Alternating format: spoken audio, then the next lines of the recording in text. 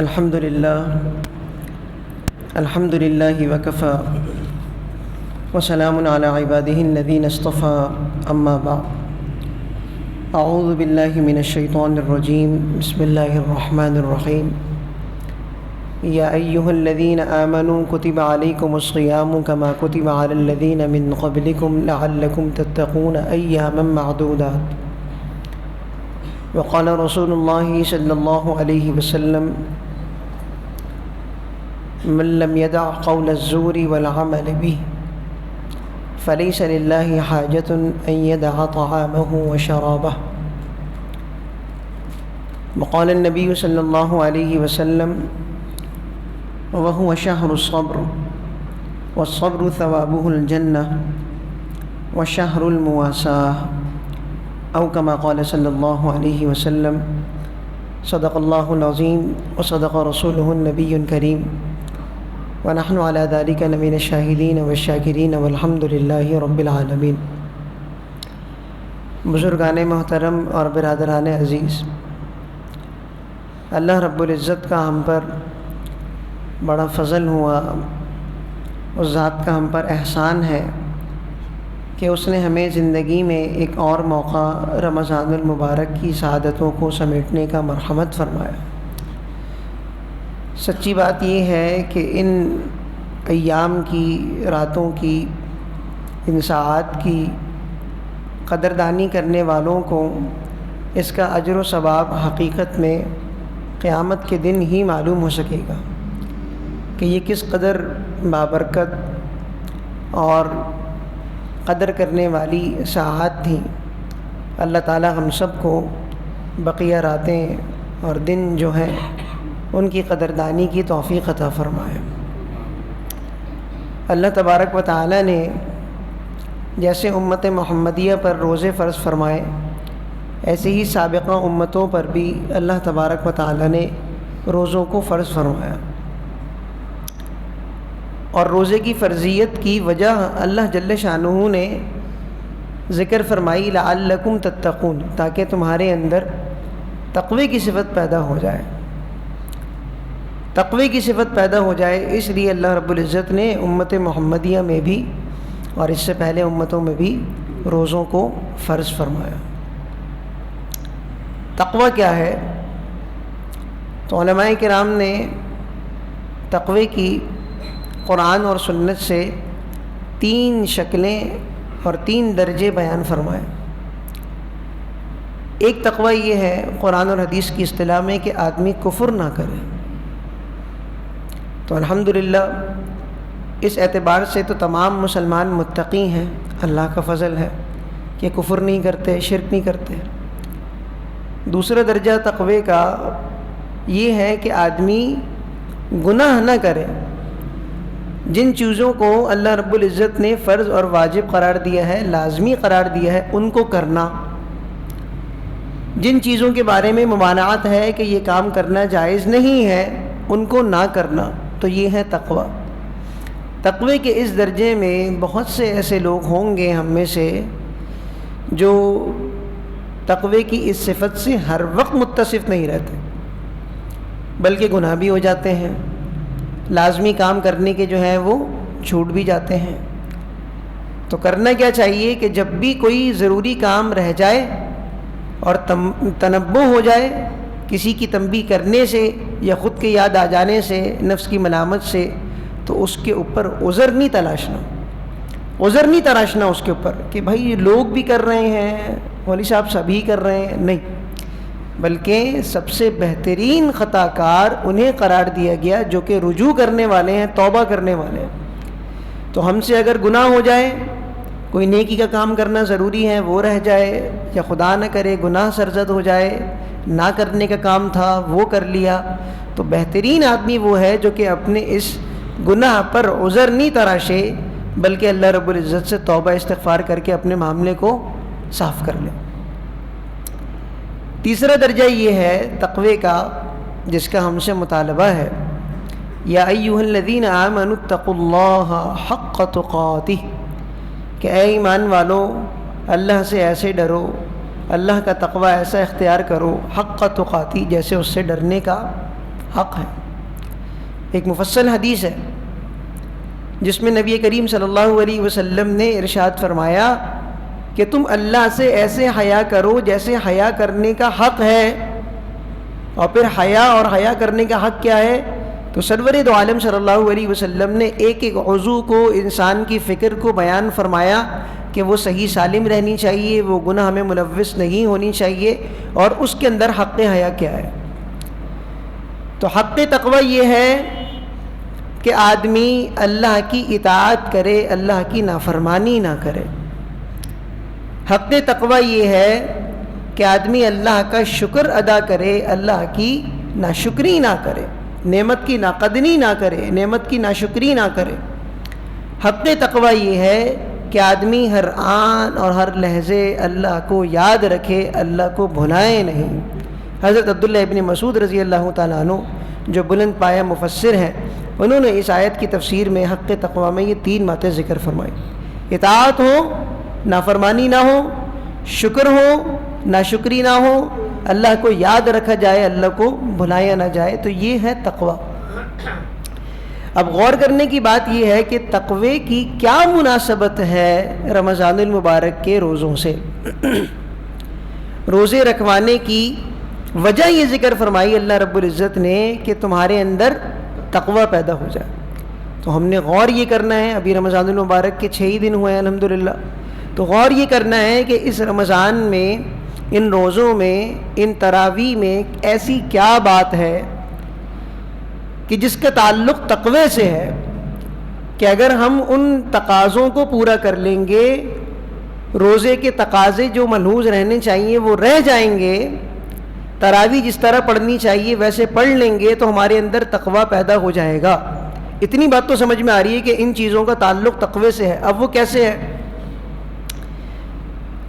نبی کریم صلی اللہ علیہ وسلم نے رمضان المبارک کی آمد سے 1 دن پہلے ایک خطبہ دیا۔ اس خطبے میں نبی کریم صلی اللہ علیہ وسلم نے ترغیب دی، رمضان المبارک کی فضیلت بیان فرمائی، اس کی خصوصیات بیان فرمائی۔ اس خطبے میں نبی کریم صلی اللہ علیہ وسلم نے اس مہینے کے بارے میں فرمایا کہ یہ مہینہ 2 باتوں کا مہینہ ہے۔ رمضان المبارک کا مہینہ کتنی چیزوں کا مہینہ ہے؟ 2 باتوں کا مہینہ ہے، 2 کاموں کا مہینہ ہے۔ یہ یاد رکھنا ہے سبق۔ ہم پوچھ لیتے ہیں نا بھائی کیا بات بتائی، تو اس لیے جاگتے رہیے گا۔ اب رمضان میں عام طور پر لوگوں کی روٹین یہ ہے، فجر سے سوتے ہیں تو ظہر میں اٹھتے ہیں۔ ابھی 1-1.5 گھنٹے پہلے آپ کو بھی اٹھنا پڑا، مجھے بھی اٹھنا پڑا۔ آپ کو اندازہ ہو رہا ہوگا ابھی تک اس کو نیند آ رہی ہے، بات نہیں کی جا رہی ہے، تو جاگتے رہیے گا۔ تو نبی کریم صلی اللہ علیہ وسلم نے ارشاد فرمایا کہ یہ مہینہ صبر کا مہینہ ہے، اور صبر کا بدلہ جنت ہے، اور یہ مہینہ مواسات کا مہینہ ہے، مواسات کا مہینہ ہے۔ تو علماء یہ فرماتے ہیں کہ جو آدمی ان 2 صفات پر محنت کر لے گا تو اس کے اندر تقوی کی صفت پیدا ہو جائے گی۔ اس مہینے اور بقیہ 11 مہینے اسے دین پر چلنا آسان ہو جائے گا۔ تو خلاصہ یہ ہے کہ رمضان المبارک کے 2 اہم تقاضے ہیں، روزوں کے 2 اہم تقاضے ہیں۔ اسی لیے نبی کریم صلی اللہ علیہ وسلم نے اس مہینے کا لقب روزے کا مہینہ قرار نہیں دیا۔ اس مہینے کے لقب کے بارے میں یہ نہیں فرمایا کہ یہ تراویح کا مہینہ ہے، بلکہ اس مہینے کے 2 لقب سرور دو عالم صلی اللہ علیہ وسلم نے ارشاد فرمایا: شہر الصبر، شہر المواسات۔ صبر کا مہینہ اور کس کا مہینہ؟ مواسات کا مہینہ۔ صبر کسے کہتے ہیں؟ صبر اپنے آپ کو باندھنے کو کہتے ہیں۔ صبر کسے کہتے ہیں؟ باندھنے کو کہتے ہیں۔ تو باندھنے کا مطلب یہ ہے، جو ہم نے تقوی کی تشریح شروع میں عرض کی تھی اس کو ملحوظ رکھیے گا، ساری باتوں کا سمجھنا انشاءاللہ آسان ہو جائے گا۔ اللہ تعالیٰ مجھے بھی توفیق عطا فرمائے۔ تو باندھنے کا مطلب یہ ہے کہ نیکی کے کرنے کا حکم ہے، کہ یہ نیکی کا کام کرنا ضروری ہے۔ نیند آ رہی ہے، سستی ہو رہی ہے، دوسرا کوئی اہم کام آ گیا دنیا کا، تو باندھنے کا مطلب اور صبر کا مطلب یہ ہے کہ آدمی اپنے آپ کو اس نیکی کے علاوہ کے کام سے باندھ لے اور اس نیکی کے کام کو کر لے. طبیعت میں تقاضا یہ ہے کہ یہ گناہ میں کر لوں، بہت خواہش ہے، کسی گناہ کے کرنے کی بہت خواہش ہو رہی ہے، تڑپ ہو رہی ہے. تو باندھنے کا مطلب یہ ہے کہ میں اپنے آپ کو اس گناہ سے باندھ لوں اور وہ گناہ نہ کروں. اللہ نہ کرے کوئی بیماری آ گئی، مصیبت ہے، تکلیف ہے، رنج ہے، کوئی ہمارا قریبی دنیا سے رخصت ہو گیا. ہر آدمی کا جو اس وقت دل کرتا ہے اور جو اس وقت کیفیت ہو رہی ہوتی ہے کہ آدمی اپنے بال نوچ لے، آدمی اپنا گربان چاک کر لے، منہ پر اپنے تماچے مارے، سمجھ نہیں آ رہا ہوتا کیا کرے. قریبی آدمی چلا گیا، ماں باپ کا انتقال ہو گیا. اس کی اجازت ہے؟ یہ کافروں کے کام قرار دیے، زمانے جاہلیت کے کام قرار دیے. اور اللہ کے نبی صلی اللہ علیہ وسلم نے فرمایا من ضرب الخدود وشق الجیوب فلیس منا، جو اپنے چہروں کو پیٹے، گریبان چاک کرے، نوحہ کرے، وہ مسلمانوں میں سے نہیں ہے. تو اب تقاضا تو یہ ہے کہ اس طریقے سے واویلا مچاؤں، نعوذ باللہ اللہ تعالیٰ کی ذات اقدس سے شکوہ کناں ہو جاؤں. اپنے آپ کو باندھ لیا اور سوچنا یہ ہے کہ انا للہ و انا الیہ راجعون. یہ پورا ایک نظریہ ہے انا للہ و انا الیہ راجعون، کہ جو نعمت یا جو ساتھی یا جو قریبی اللہ نے مجھے عطا فرمایا تھا وہ میری ملکیت تھا ہی نہیں. وہ ملکیت ہی کس کے تھا؟ اللہ کے. اللہ نے لے لی اپنی ملکیت. وَإِنَّا إِلَيْهِ رَاجِعُونَ، اور میں کیا ہوں، مجھے بھی ایک نہ ایک دن اللہ کے پاس لوٹ کے جانا ہے.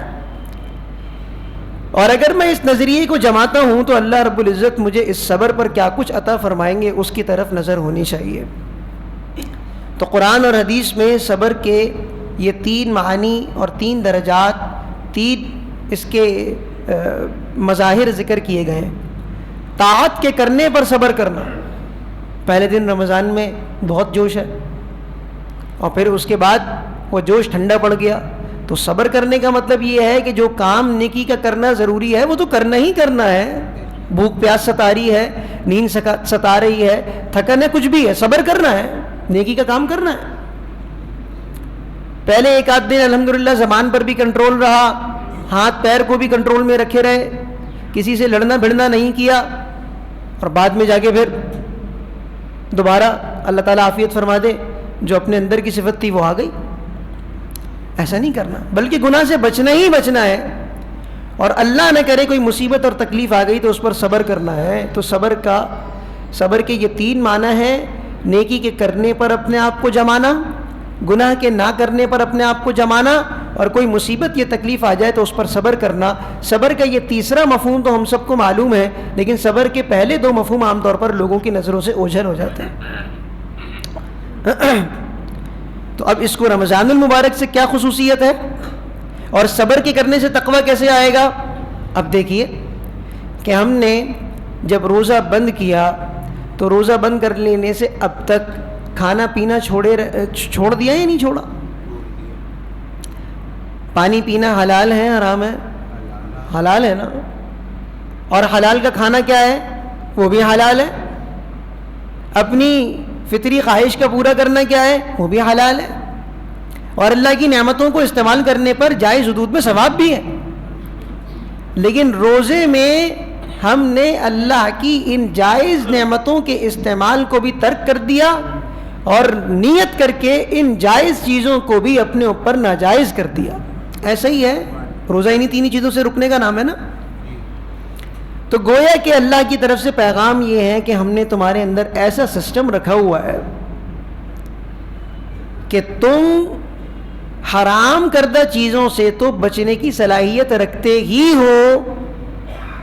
اگر چاہو تو جو چیزیں ہم نے حلال کی ہیں تمہارے اندر ہمارے حکم کی وجہ سے ان کو چھوڑنے کی بھی صلاحیت ہے. تو 30 دن 29 دن صبر کرتے کرتے کرتے کرتے ایسا ملکہ ہمارے اندر پیدا ہو جانا چاہیے کہ اب روزے کے علاوہ ہم سے گناہ کا چھوڑنا آسان ہو جائے. روزے میں ایسی مشق ہو جائے کہ اب نماز پڑھنا ہمارے لیے آسان ہو جائے. روزے میں اپنے نفس کو دباتے دباتے اب ہمارے اندر ایسی طاقت اور قوت پیدا ہو جائے کہ اللہ نہ کرے کوئی آزمائش آتی ہے ہماری جسم پہ، صحت پہ، ذات پہ یا ہمارے متعلقین پہ، تو ہم اس میں اللہ تعالیٰ سے شکوہ نہیں کریں گے بلکہ صبر کریں گے، جزا فضا نہیں کریں گے. تو یہ بات واضح ہوئی کہ رمضان المبارک میں کیسے مشق ہو رہی ہے گناہ سے بچنے کی. تو صبر، اس لیے اللہ کے نبی نے فرمایا ہے کہ یہ مہینہ کس کا مہینہ ہے؟ صبر کا مہینہ ہے. دوسری بات یہ ارشاد فرمائی کہ یہ مواسات کا مہینہ ہے. مواسات کا اردو میں ترجمہ کیا جاتا ہے غم خواری کا مہینہ ہے.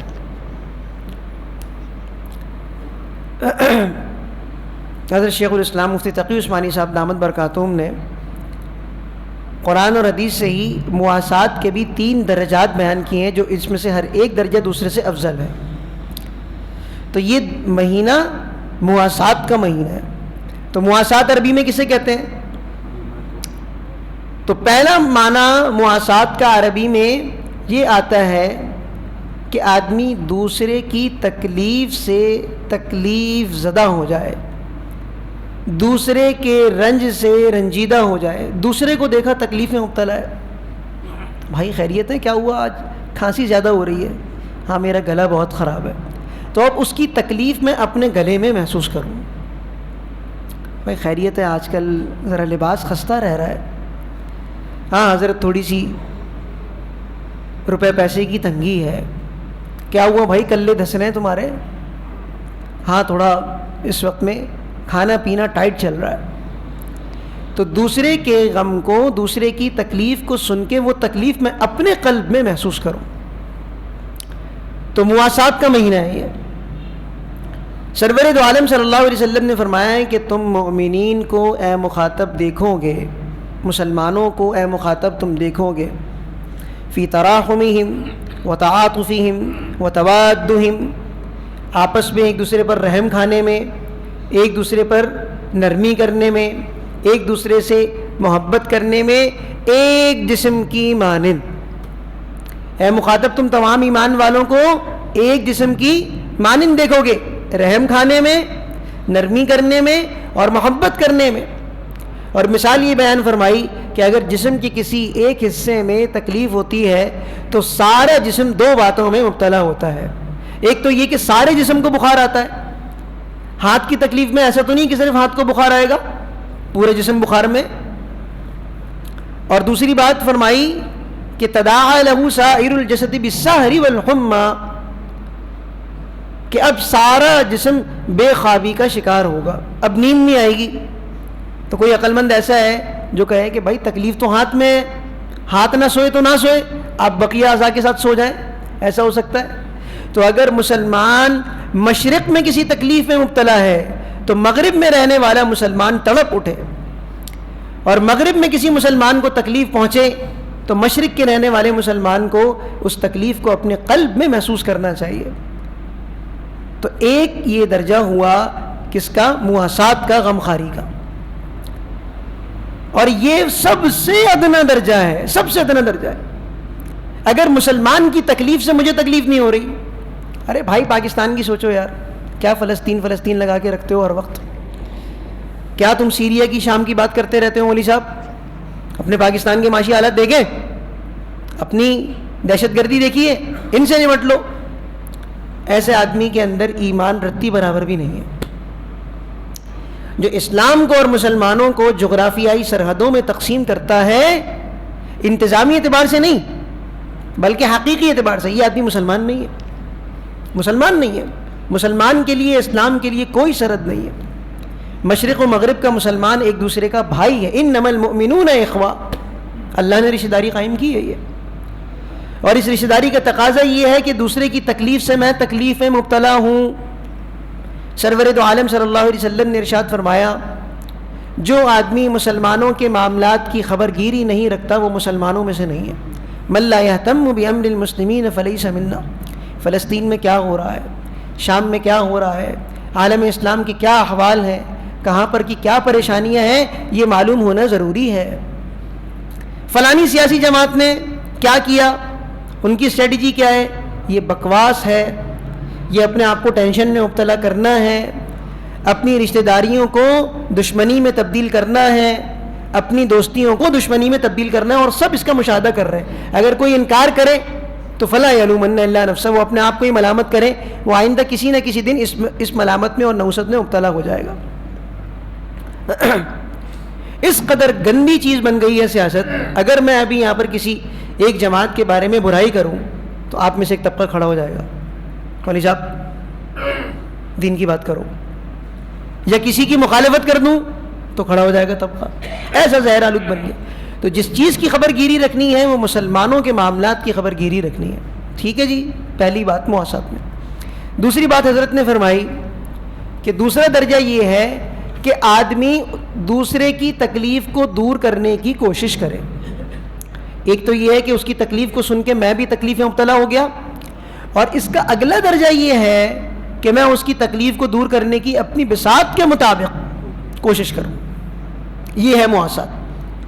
چنانچہ بخاری شریف میں آتا ہے کہ ایک فاحشہ عورت کو اللہ رب العزت نے اس لیے جہنم سے نکال کے جنت میں ڈال دیا, اس کے لیے جنت کا فیصلہ فرما دیا کہ اس نے ایک پیاسے کتے کو پانی پلایا تھا, ایک پیاسے کتے کو.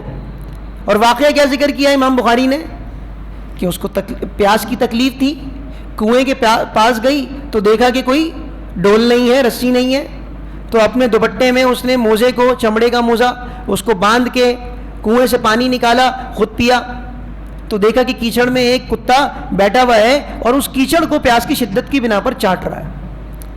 اب اس کے دل میں یہ دونوں باتیں پیدا ہوئیں, یہ جو مواسات کے دونوں درجے ہیں. ایک تو یہ کہ اس نے اس کی تکلیف کو محسوس کیا کیونکہ وہ خود پیاسی تھی, وہ پیاس کی تکلیف کو ابھی جھیل چکی تھی, اور پھر اس نے کیا کیا, ایک درجہ آگے بڑھ کے جیسے خود اپنی اس تکلیف کو دور کیا تو اپنی بساط کے مطابق اس نے محنت کر کے, کوشش کر کے اس کتے کی تکلیف کو بھی دور کرنے کی کوشش کی. اللہ رب العزت نے کیا فرمایا, اللہ رب العزت نے کیا کیا, سرور دو عالم صلی اللہ علیہ وسلم فرماتے فشکر اللہ لہا فغفرہا, اللہ نے اس کے اس عمل کی قدردانی فرما کے اس کی مغفرت فرما دی. کتے کو پانی پلانے پہ, بھائی کتے کو پانی پلانے پہ. مسلمانوں کے حالات کی خبر گیری, انسانوں کے معاملات کی خبر گیری, اپنے آس پڑوس میں کیا ہو رہا ہے, ہمارے نمازیوں کا کیا حال ہے, ہمارے رشتہ داروں کا کیا حال ہے, میرے بھائیوں کا کیا حال ہے, میری بہنوں کا کیا حال ہے. اللہ تعالیٰ عافیت فرما دیں. مسلمانوں کے گھرانوں میں ہمیشہ سے 2-4 یتیم بچے پلا ہی کرتے تھے, اور آج اللہ تبارک و تعالیٰ عافیت فرما دے, اپنے سگے بھائی کا بچہ پالنا مشکل ہو گیا ہمارے لیے. یہ بھی میں بہت دور کی بات کر رہا ہوں. وہ باپ کہ جس نے 10 بچوں اور بچیوں کو اپنے ہاتھ کے چھالے کی طرح پالا تھا, اب 10 بیٹے مل کے اس ایک باپ کو پالنے میں مشکل ہو رہی ہے ان کو.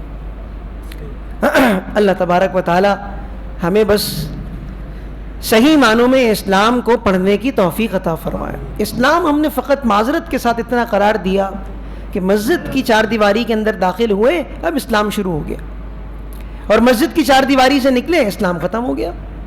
تو جو لعنت ملامت ہمیں ساری دنیا سے سمیٹنے پڑ رہی ہے وہ ہم سب کے سامنے. تیسرا درجہ مواسات کا یہ ہے کہ آدمی دوسرے کی تکلیف کو محسوس کرے, اس کو دور کرنے کی کوشش کرے, اور دوسرے کو اپنے برابر لا کے کھڑا کر دے. اللہ کے نبی صلی اللہ علیہ وسلم نے کیا فرمایا کہ تم میں سب سے کامل مومن کون ہے؟ جو دوسرے کے لیے وہی بات پسند کریں جو اپنے لیے پسند کریں, اور جو دوسرے کے لیے اسی بات کو ناپسند کرتے ہیں جو کہ اپنے لیے ناپسند کرتے ہیں. یعنی یہ ہے مواسات, برابر لا کے کھڑا کر دیا. نبی کریم صلی اللہ علیہ وسلم اور صحابہ کرام نے جب مکہ مکرمہ سے مدینہ منورہ ہجرت کی تو اس مواسات کے تیسرے درجے پہ صحابہ کرام فائز ہوئے. سب مواخات کیا تھا؟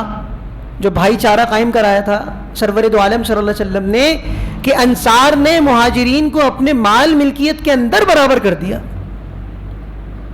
بعض صحابہ کرام انصار نے رضوان اللہ علیہم اجمعین، انہوں نے تو یہاں تک کہہ دیا کہ ہماری ملکیت میں اتنی خاتون ہیں، اتنے نکاح ہیں ہمارے، تو جس کے ساتھ میرا بھائی چارہ قائم کیا گیا ہے تو میں اپنی اتنی خواتین کو طلاق دے دیتا ہوں، ان کی عدت کے بعد وہ ان سے شادی کرنا ہے۔ ایسا مواقعات اور ایسا مواسات جو نبی کریم صلی اللہ علیہ وسلم نے قائم فرمایا کہ دوسرے کو اپنے برابر لا کے کھڑا کر دیا۔ اب دوسرا آدمی کسی تکلیف میں مبتلا ہے، مجھے اللہ نے مال دیا ہے، 10 لوگوں کو بلایا، 10 کلو آٹے کا تھیلا لیا اور 10 کیمرہ مین بلا کے اس کو حوالے کر رہا ہوں۔ ایک لمحے کے لیے میں سوچوں کہ اگر مجھے روٹی کی ضرورت ہوتی اور مال اس کے پاس ہوتا تو میں کس طریقے سے چاہتا کہ میری ضرورت پوری ہو جائے۔ تھوڑا سا صرف دل متوجہ کر لیں، دل خود فتویٰ دے گا آپ کو کہ کون سا کام کرنا جائز ہے اور کون سا کام کرنا حیوانیت سے بھی بدترین چیز ہے۔ نماز کس کے لیے ہے؟ اللہ کے لیے۔ میں نماز پڑھ رہا ہوں، یہ کیمرہ پکڑو، اور اب جب میں سجدے میں جاؤں گا تو ایک خاص انداز سے پوز لے لینا۔ اب میں دعا کر رہا ہوں اور میں رونے کی نقل کرتا ہوں، اس کی تصویر لے لینا۔ انا للہ و انا الیہ راجعون۔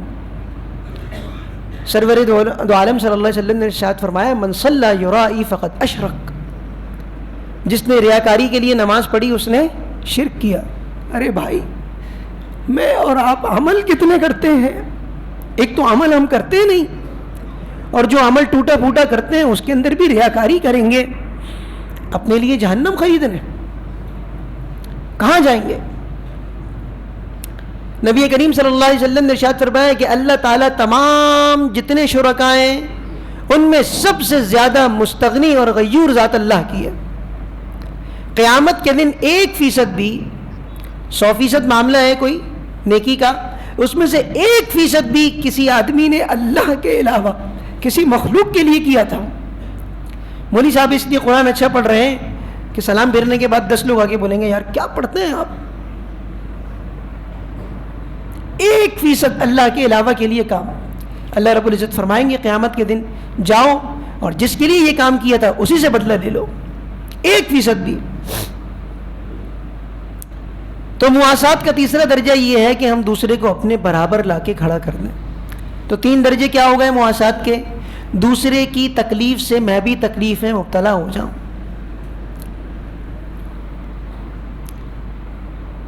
دوسرا درجہ مواسات کا یہ ہے کہ اپنی بساط کے مطابق اس کی تکلیف کو دور کرنے کی کوشش کروں۔ نمبر 3، اگر ایسا حوصلہ ہے کہ میں اس کو اپنے برابر کر سکتا ہوں، اللہ اکبر کیا بات ہے۔ ایک چوتھا درجہ بھی ہے، اسے کہتے ہیں ایثار، کہ اپنے تقاضے کو دبا دیا، اپنی ضرورت کو دبا دیا، اپنی خواہش کو دبا دیا اور دوسرے کی خواہش اور ضرورت کو مقدم رکھا۔ اور یہ بھی حضرات صحابہ کرام رضوان اللہ علیہم اجمعین کا خاصہ ہے کہ انہوں نے اپنی تکالیف کو برداشت کر لیا اور دوسرے کی تکلیف کو دور کرنے کی کوشش فرمائی۔ چنانچہ وہ واقعہ ہم سب نے سنا ہے نا کہ ایک صحابی ہیں، بس اب شہید ہونے کے قریب ہیں، میدان جہاد میں، پیاس لگی، اللہ تعالی ہم سب کو موت کی سختی سے بچائے۔ لکھا یہ ہے کہ موت کے وقت پیاس بڑی شدید لگتی ہے، اللہ تعالی ہم سب کا خاتمہ ایمان پر فرمائے۔ تو اس قدر تکلیف ہے، پانی دیا گیا کہ پانی پی لیجئے۔ اب برابر سے ایک اور صحابی کی کراہنے کی آواز آئی اور انہوں نے پانی مانگا، ان کو دے دو، ان کو دیا گیا، اس کے برابر سے کراہنے کی آواز آئی، ان کو دے دو۔ گھومتے گھومتے جب پہلے صحابی کے پاس آئے وہ اللہ کے پاس پہنچ چکے تھے، دوسرے کے پاس وہ اللہ کے پاس پہنچ چکے تھے، حتیٰ کہ سب اللہ کے پاس پہنچ گئے۔ یہ ہے ایثار۔ والذین یؤثرون علی انفسہم ولو کان بہم خصاصہ۔ مسلمان تو ان چیزوں سے مرکب ہوتا ہے، مسلمان تو ان چیزوں کا نام ہے۔ اخلاق صرف ہمارے یہاں، معذرت کے ساتھ بھائی میں یہ سب باتیں کہہ رہا ہوں، اخلاق ہمارے یہاں منافقت کا نام ہو گیا ہے۔ بس سامنے سامنے ہنس کے ملو، چکنی چپڑی باتیں کرو، حضرت آپ کا تو ہمارے یہاں ایسا مقام ہے، ایسا ہے، ایسا ہے، اور پھر 24 گھنٹے اس کی غیبت کر رہے ہیں، اس کے لیے دل میں کینہ پیدا ہوا ہے، پھل پھول رہا ہے. تو اخلاق ان چیزوں کا نام ہے جو ابھی ہم نے 3 درجات ذکر کیے. تو اس کا رمضان المبارک سے کیا تعلق ہوا بھائی؟ تو مواسات کی کیسے مشق ہو رہی ہے؟ صبح سے لے کے شام تک، رات تک. اب ہم جو بھوک پیاس کی تکلیف برداشت کریں گے تو ہمیں پتہ چلے گا کہ بہت سے لوگ ایسے ہیں کہ جنہیں کھانے پینے کو میسر نہیں ہے. تو جب بھوک پیاس لگے گی تو پتہ چلے گا کہ بھوک پیاس کہتے کسے ہیں. لیس الخبر کالمعاینہ. آدمی جو آنکھوں سے کسی چیز کو دیکھ نہ لے، تجربہ نہ کر لے، تو کسی کے بتانے سے پتہ نہیں چلے گا. جس کسی نے آم نہیں کھایا ہو اس کو آپ بتائیں. سرگودا والے بیٹھے ہیں، سرگودا کا کینو کیسا ہے؟ آپ کسی یورپ کے رہنے والے کو آپ بتاتے جائیں اس کو کچھ سمجھ بھی نہیں آئے گا، کیونکہ کینو بھی میٹھا ہے اور آم بھی میٹھا ہے. جب تک آم کھائے گا نہیں پتہ چلے گا کہ اس کی مٹھاس کیسی ہوتی ہے. تو جب تک بھوک پیاس سے خود نہیں گزرے گا تب تک نہیں پتہ چلے گا کتنے گھنٹے کی تقریر ہو جائے کہ بھوک پیاس کہتے کس کو ہیں. تو روزہ رکھ کے بھائی ہمارے اندر یہ بات پیدا ہونی چاہیے کہ ہمارے مسلمان بھائیوں کا حال کیا ہے، ان کی تکلیف کو قلب میں محسوس کریں. انسانی بساط کے مطابق میں جتنا کر سکتا ہوں اس تکلیف کو دور کرنے کے لیے کوئی تو اقدام کروں. اور اگر اللہ نے مجھے اتنا حوصلہ دیا ہے تو میں اس کو اپنے لا کے برابر کھڑا کر دوں. یہ رمضان میں مشق ہونی چاہیے. لیکن اگر ایک آدمی روزے سے بھی ہے، تراویح بھی پڑھ رہا ہے، بھوک پیاس کی تکلیف بھی برداشت کر رہا ہے، لیکن معذرت کے ساتھ جو گناہ پہلے چل رہے تھے وہی گناہ اب بھی کر رہا ہے. پہلے بھی نبی کریم صلی اللہ علیہ وسلم کا چہرہ مبارک پسند نہیں تھا، ابھی بھی پسند نہیں ہے. پہلے بھی ایک مچھ داڑھی نہیں تھی، ابھی بھی حرام کام کر رہا ہے. پہلے بھی ٹخنا بند تھا، ابھی بھی ٹخنا بند ہے. پہلے بھی نماز کی پابندی نہیں تھی، ابھی بھی نماز کی پابندی نہیں ہے. پہلے بھی سود، جوئے، انشورنس کے کام میں، ملازمت میں مبتلا تھا، اب بھی وہی کام کر رہا ہے. تو اللہ کے نبی صلی اللہ علیہ وسلم نے ارشاد فرمایا کہ جو روزہ رکھ کے برے کام اور بری بات نہ چھوڑے تو اللہ رب العزت کو اس کے بھوکے پیاسے رہنے کی کوئی ضرورت نہیں ہے، کوئی ضرورت نہیں. اگر روزہ رکھ کے بھی صبر کی مشق نہیں ہو رہی، نماز کی پابندی نہیں ہو رہی، گالم گلوچ اب بھی چل رہی ہے، فحش بات اب بھی کر رہا ہوں، نظروں کی حفاظت ابھی بھی نہیں ہے. نظروں کی حفاظت اچھے خاصے لوگ کرتے ہیں، کیونکہ معلوم ہے کہ اگر کسی نامحرم عورت کو دیکھا تو اس کے بھائی بندے آ جائیں گے اور جوتے مار مار کے میری طبیعت سیدھی کر دیں گے. امام صاحب نے امامہ پہنا ہوا ہے، اب وہ کسی لڑکی کو دیکھ سکتے ہیں باہر؟ سارے مقتدی دیکھ رہے ہوں گے. اللہ سے زیادہ تو مقتدی کا ڈر ہے امام صاحب کو.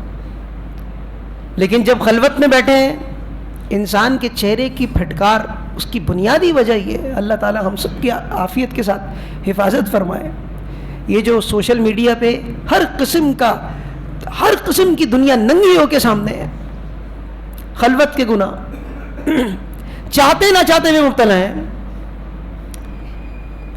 ایک دن میں ایک سبق پڑھا رہا تھا، قرآن پاک کھولا میں نے حقیقت حال بتانے کے لیے. اب سب کو معلوم، تو میرا ڈیٹا کھلا ہوا تھا انٹرنیٹ، تو قرآن پاک میں نے کھولا تو اس کے اندر جو نیچے جو ایڈورٹائز آ رہا ہے اس کے اندر انتہائی برہنہ قسم کے لباس خواتین نے پہنے ہوئے. قرآن کھولا ہے میں نے، چاہتے نہ چاہتے ہوئے آدمی ان گناہوں میں مبتلا ہے.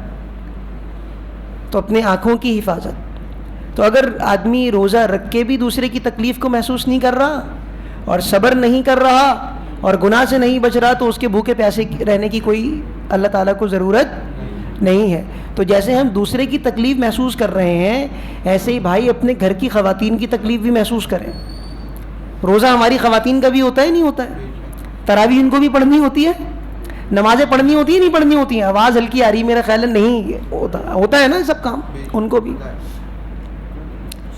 لیکن بھائی آج جو ہے وہ افطاری میں یہ چیز کم ہے، یا فلاں چیز میں نمک کم ہے، یا آج شہری میں دیر سے کیوں اٹھی، کھجلا کیوں نہیں بنا کے دیا، پھینی کیوں بنا کے نہیں دی، فلاں چیز کیوں نہیں دی ہے.